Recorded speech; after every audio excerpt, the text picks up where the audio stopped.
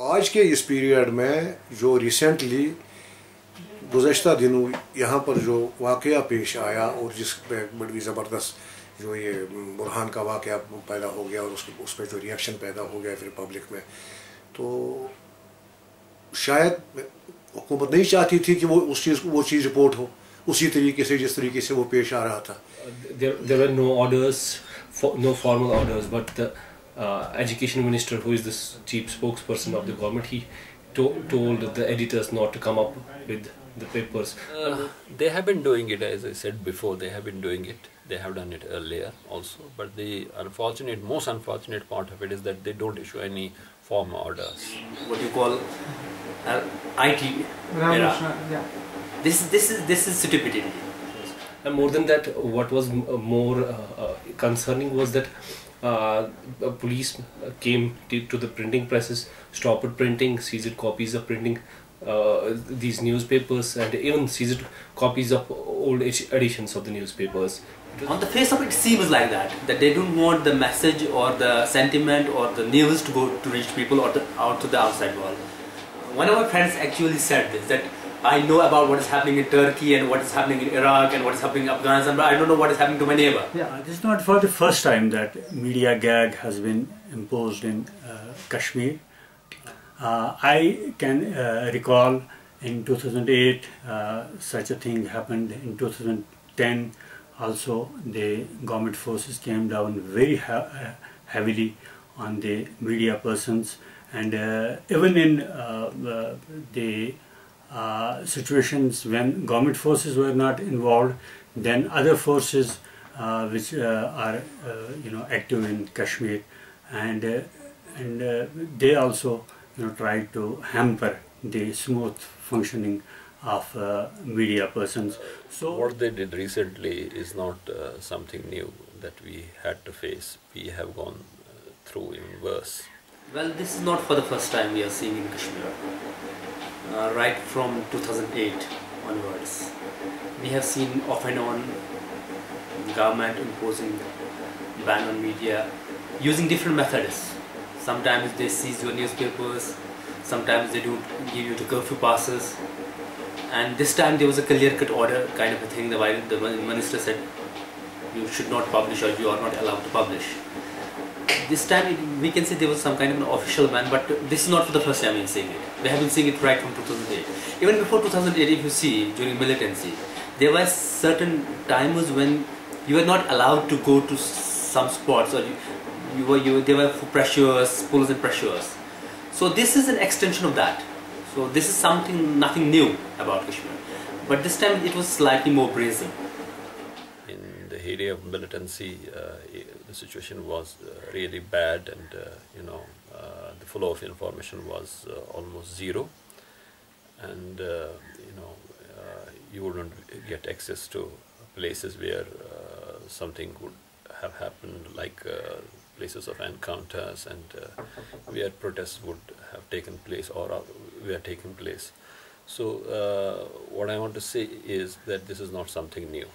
This has happened before, and you also must be remembering that in 2008, 2009, 2010 again, we faced similar problems. We have experienced this for the last 2.5 decades. Whenever such a situation arose, the government forces came down heavily to stop dissemination of information in Kashmir. इब्तिदा में जब जो history का recent period है, जो 47 से start हो जाता है, जिस वक्त सब कॉन्टिनेंट में पार्टीशन हुआ, इंडिया बना, पाकिस्तान बना, कश्मीर पे कॉन्फ्लिक्ट पैदा हो गया, उस ज़माने से, यानी कि जो उस ज़माने के हमारे बुज़ुर्ग सहाफ़ी रहे हैं, उनसे भी हमने सुना है कि उस वक्त किस तरीके से मीडिया को गैग करने की कोशिश की जा रही थी. I don't understand what was the logic of this ban, but if you want to ban the media to tell the people that message or news should not reach the people, that is again what I call stupidity, because people here already know what is happening around. There are other ways of communication. if you wanted it to stop news for the outside world, that was already going there. So there was no fun of this ban at all. In this day and age, it seems to be very primitive sort of decision being taken by the government. We see these were some steps which such steps used to be taken in 18th century, 19th century, Russia or China. Russia came to be known as the Iron Curtain because of these things. That there was a complete media gag, or media had to write only what the government says. It isn't acceptable nowadays, and particularly in the day of Facebook, Twitter, and other forms of social media. But the history of this muzzling the media in Kashmir, it goes back to the so-called peace days. I remember during Farooq Abdullah's regime, some legislation was passed in J&K State Assembly, and there was a huge, hue and cry against that legislation. And I recall that time I was not in journalism. The politicians like Inder Kumar Gujral, they came to Srinagar and they staged sit-in Lal Chowk and against those legislations. So it was always the policy of the state government or the government of India to keep Jammu and Kashmir press, or especially the Kashmir press, under certain curbs, so that it can function in a matter they wanted it to function. The issue is that, if the government wants that the truth should prevail and people should know what is what, then they have to avoid these kind of situations, because when the curbs are imposed on press, you don't have curfew passes, your press offices are raided, and you are forced to close your publications, then obviously rumor mongering will take place. And when the government says that they do these things in order to stop rumor mongering, I don't think they are right, because this is when rumor mongering starts, when genuine press is gagged. And the purpose of, I personally see the purpose of gagging the media is that truth should not reach the people. People should not know, what is happening around. Because, if you have the newspapers, and people have the access to newspapers, people have access to websites, people have access to social media, they will come to know what has happened where. So the idea of this media gag, idea of imposing curbs on newspapers, particularly local newspapers, is to suppress the truth.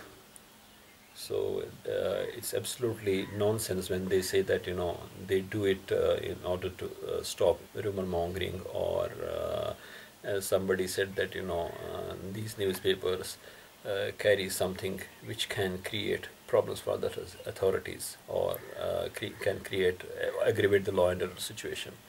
The matter of the fact is that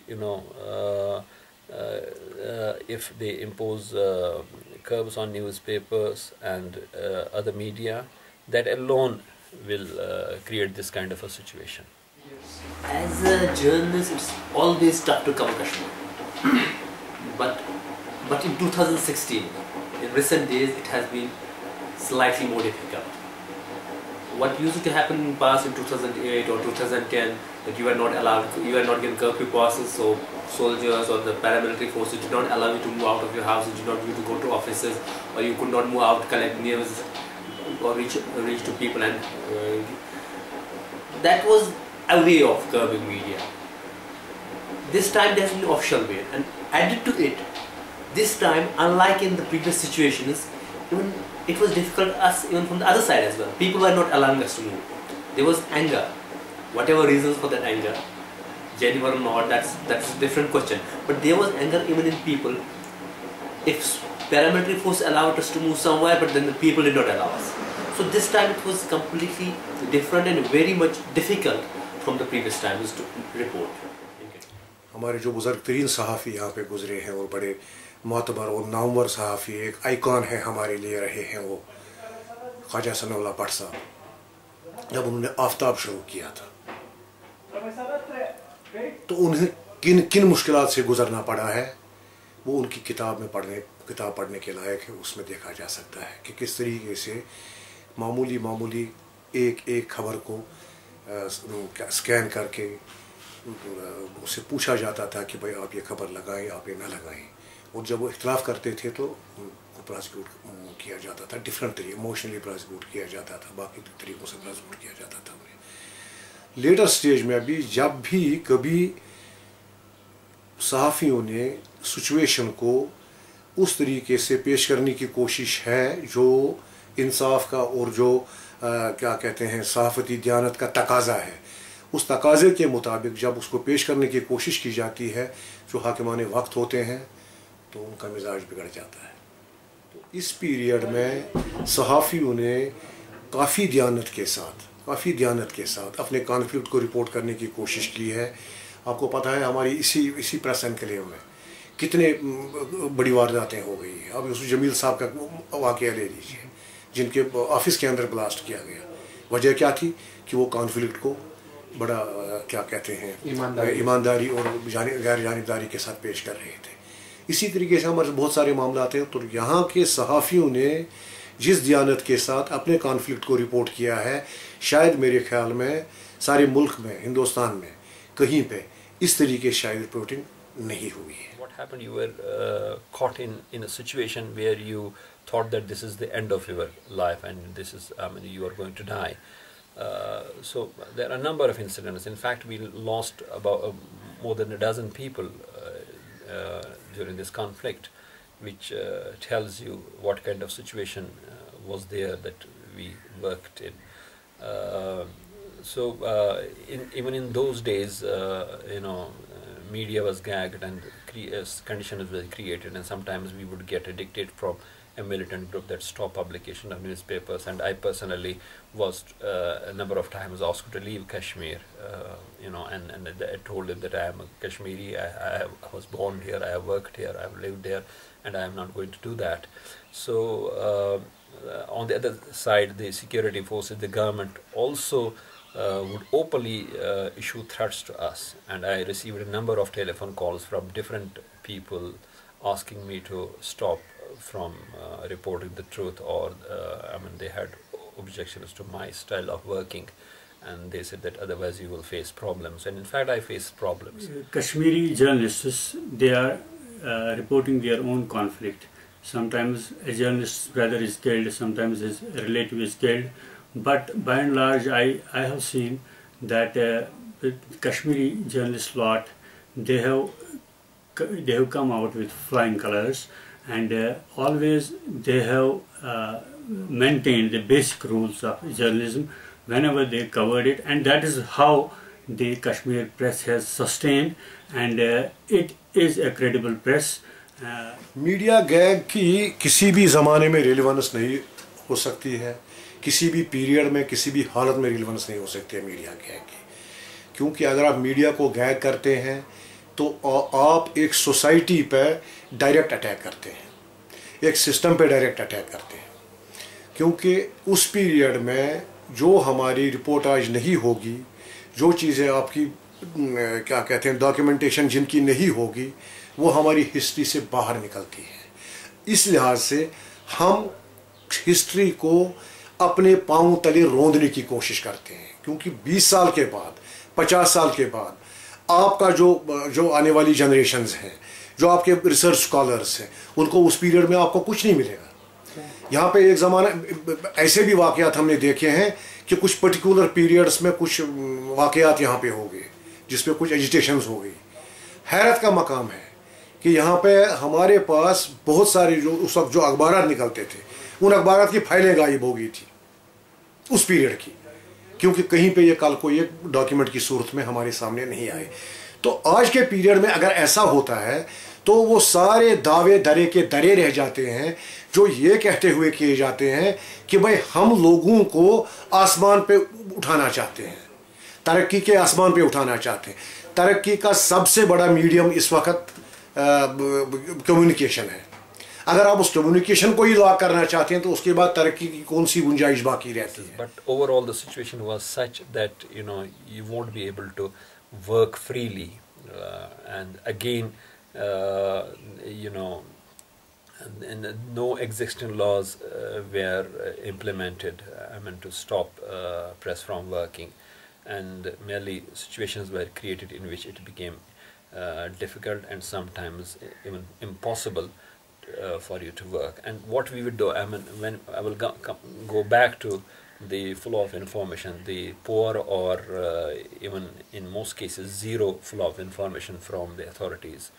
And whenever we would talk to any government official or responsible for person in the government to know his views or the government's view or the government's version about a particular incident, they will just refuse to talk, or sometimes even they would agree to talk, they would try to sell half-truths or give a different twist to a particular situation.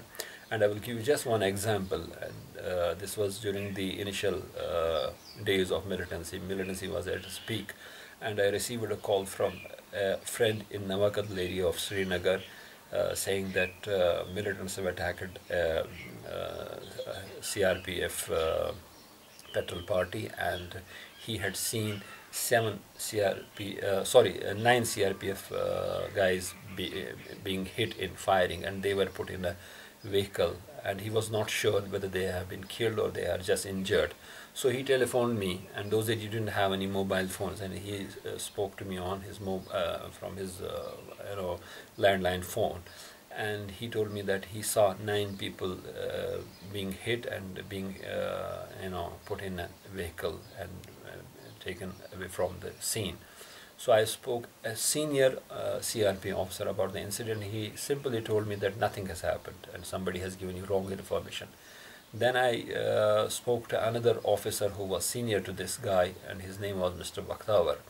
I don't remember whether he was IG or DIG. And I told him that I have learned that 21 CRPF guys have been killed or injured at Navakala. He said, "Who told you? Only 9 have been killed."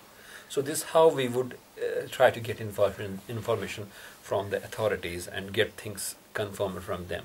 And then we had friends in police department, we had friends in administration who would share information with us privately, not in their official capacity. And then for me, a stage came when you would get different versions on a particular incident. Militants would say something different, and authorities would say something different, and police would say a different story about that incident. And then when we would try to talk to the people who have seen this incident, the locals or the people who are on the spot, they would give you a totally different version. So it became a problem for me personally. So then we decided, I was working for BBC those days, so we decided that we will put all the versions in one story. But I was not satisfied with that kind of a reporting. So I would risk my life. I would go to the places, try to go to the places and try to find out the truth. And then, as I said, we would talk to our friends in police department, we would talk to friends in CID, we would talk to the witnesses, and when you would be sure that this has happened, that you would report. There have been times when, especially 2010, I had a literal fight with CRPF man who did not allow me to come to office despite having a valid curfew pass. So their question is, who is, I didn't accept curfew pass, who are you to go, you cannot go to office. So I had fights, not once, many times. But the crowd kind of a situation, I did not see it till this time. This time you could not even go to hospital, SMH hospital, you were not allowed inside. इसमें चल रही देखो जो इस पर जो पिछले 2 महीने से यहाँ जो हालात है, इन्हें भी हमें कवर करने में बहुत मुश्किल का सामना करता है। सबसे आपको मैं बोलूँगा, हम ज़्यादा दूर जा भी नहीं सकते हैं। साउथ कश्मीर हम बिल्कुल जा नहीं सकते हैं। ये हमको भरोसा नहीं है वहाँ जाएंगे वहाँ की रिएक्शन क्या होगी, रास्ते में हम हमारे साथ किन किन मुश्किलात का हमको सामना करना पड़ेगा, वहाँ पहुँचेगी कि नहीं पहुँचेगी। उसके अलावा जो पिछले 2 महीने से यहाँ जो हालात है, इसमें पहले स्टार्ट में हमें कवर करने में कोई प्रॉब्लम नहीं हुई। बहुत जगह हमें बहुत प्रॉब्लम हुई, बहुत जगह हमारे फोटोग्राफर पिट भी गए, पुलिस ने मारा। पुलिस को लगता है कि अगर हम जाते हैं किसी जगह हालात ख़राब होते हैं, लेकिन जहाँ हम नहीं भी जाते हैं तो हालात वहाँ ख़राब होते ही हैं। ये बदमालूम है, पिछले बार ने हमें पीटा, 15 फोटोग्राफर्स को पीटा। ये बोलते हैं आपके आने से हालात ख़राब होते हैं। हम कहाँ अनंतनाग गए थे शूट करने, या हम बाकी एरियाज़ में कहाँ गए, वहाँ नहीं हालात ख़राब होते हैं, हर जगह ख़राब होते हैं। और दूसरी बात, इसमें हमको ये प्रॉब्लम भी हुई, देखिए हमारे फोटोग्राफर को अस्पताल में भी पीटा, प्रोटेस्टरों ने पीटा अस्पताल में। हम फिनल कवर कर रहे थे, वहाँ भी लोगों ने पीटा। अब आहिस्ता आहिस्ता उनने बंद कर दिया, उनकी साइड से हमें कॉपरेशन मिल रही है। पिछले 1 महीने से वो हमारे साथ कुछ नहीं कर रहे हैं। स्टार्ट में उनने भी हमें प्रॉब्लम है। Every time there is some sort of crisis in Kashmir, media is always in sharp focus. People across the ideological divide and the political divide start talking about media. But the fact is, see, I'll tell you one thing, that any media that has covered its own conflict and covered it at huge costs and covered it under massive pressures from different sides is a great media. It's a great institution. Since 1988-89, when we are since then we are covering this overwhelming crisis. Despite all these pressures, you will find not a single instance, not a single instance that has happened that has not been properly, honestly, objectively reported. So all the parties to the crisis should respect the integrity and objectivity of media as an institution.